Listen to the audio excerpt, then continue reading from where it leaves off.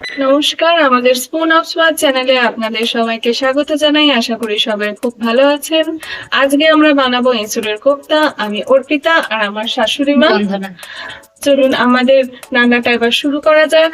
আশা করি সবার খুব ভালো লাগবে। এক নজরে দেখে নেওয়া যাক এই রান্নাটি বানাতে আমাদের কি কি উপকরণ লাগছে। ধনে গুঁড়ো, জিরে গুঁড়ো, হলুদ, শুকনো লঙ্কা গুঁড়ো, গোটা জিরে, আদা বাটা, নুন, কাঁচা বাদাম, ভাজা মশলা, সরষের তেল। এরপর আমরা গ্যাস জ্বালিয়ে প্রেসার কুকার বসিয়ে তাতে জল পরিমাণ মতো, এরপর নুন এবং হলুদ মিশিয়ে কেটে রাখা এঁচোড় আর আলুগুলোকে সেদ্ধ করে নিতে হবে। একটা সিটি যথেষ্ট। এরপর কুকারের ঢাকনা খুলে একটি স্টেনারের সাহায্যে আলু ও এঁচোড়গুলিকে জল থেকে আলাদা করে রাখব। প্রথমে আমরা গ্যাসটাকে ধরিয়ে নিলাম, কড়াটা বসিয়ে দিলাম, শুকনো খোলায় বাদামগুলোকে ভেজে নিলাম। একটু ঠান্ডা হয়ে এলে বাদামগুলিকে আধ ভাঙা করে নেব। এর ফলে কোপ্তার প্রতিটি বাইটে বাদামের ফ্লেভার পাওয়া যাবে। প্রথমে একটু লঙ্কা গুঁড়ো দিলাম, অল্প একটু হলুদ গুঁড়ো দিলাম,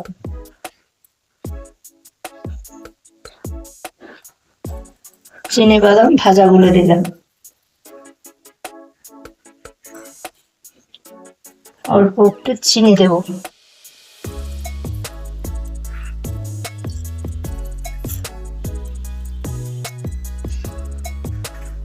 অল্প লবণ দেব, কেন সেদ্ধর সময় ওটা আমি অল্প লবণ দিয়েছি, অল্প একটু ছাতু দেব,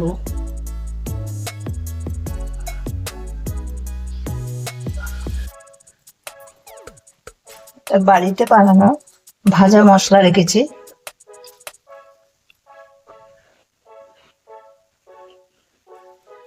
দু চামচ মতন দেবেন।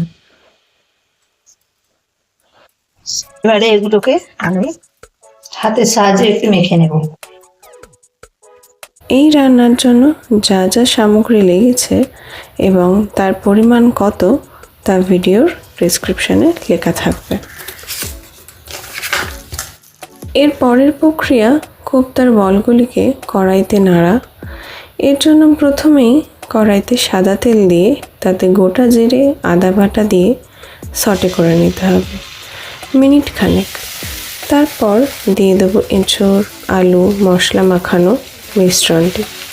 আমাদের মনে হয়েছিল ভাজা মশলার পরিমাণ একটু কম হয়েছে, তাই আমরা আরেকটু অ্যাড করেছি।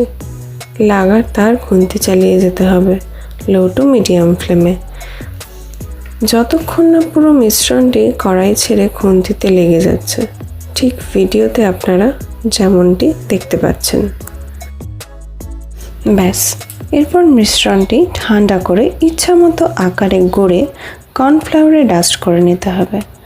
আপনাদের সুবিধার জন্য আরেকটি বানিয়ে দেখানো হলো। এরকমভাবে বাকি কোপ্তাগুলোকে শেপ দিয়ে দেওয়া হলো।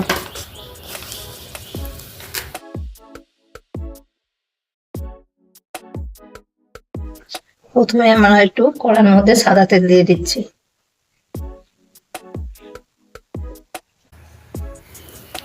লো টু মিডিয়াম ফ্লেমে কোপ্তাগুলো ভেজে নিতে হবে।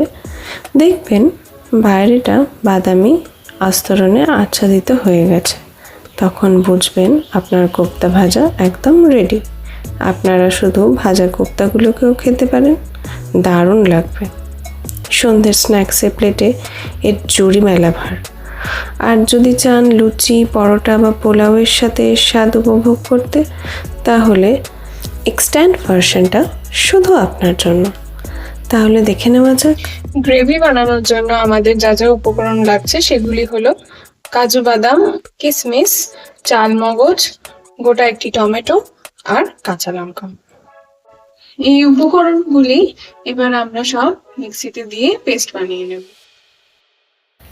এবার কড়াইতে সাদা তেল দিয়ে তাতে তেজপাতা, গোটা গরম মশলা এবং গোটা জিরে ফোড়ন দিয়ে তাতে অ্যাড করব আদা বাটা, আদার কাঁচা গন্ধটা উবে গেলে তাতে পেস্ট করা সামগ্রী দিয়ে মিনিট 4 নাড়াচাড়া করে তাতে লাল কাশ্মীরি লঙ্কা অ্যাড করে স্বাদ মতো একে একে মিষ্টি নুন দিয়ে কষিয়ে গরম জল দিতে হবে।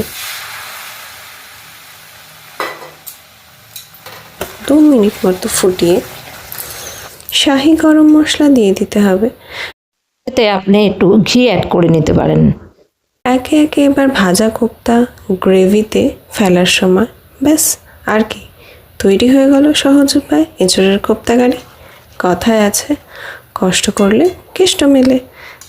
এই কথাটার মানে তখনই বুঝবেন যখন পোলাওয়ের সাথে এই কোপ্তা কারি চামচ ভর্তি করে মুখে পড়বেন, তখন আপনাকে বলতেই হবে স্পুন অফ সোয়াদের যুগ যুগ ছিল। রান্না তো হলো শেষ, এবার টেস্ট করার পালা আমার। চলুন দেখা যাক কেমন টেস্ট হয়েছে।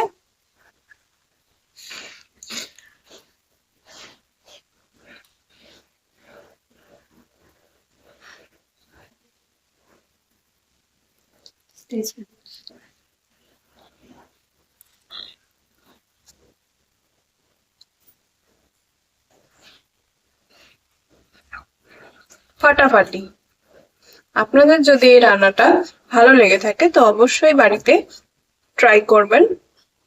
আর যদি রান্নাটা খেয়ে আপনাদের ভালো লাগে তাহলে ইনস্টাগ্রামে আমাদের পেজে ফটো তুলে পাঠাবেন। ইউটিউবের ডেসক্রিপশন বক্সে আমাদের চ্যানেলের ইনস্টাগ্রাম চ্যানেলের লিংকটা দেওয়া রয়েছে। ভালো লাগে অবশ্যই লাইক, শেয়ার এন্ড সাবস্ক্রাইব করে দেবেন আর অবশ্যই কমেন্ট করতে ভুলবেন না।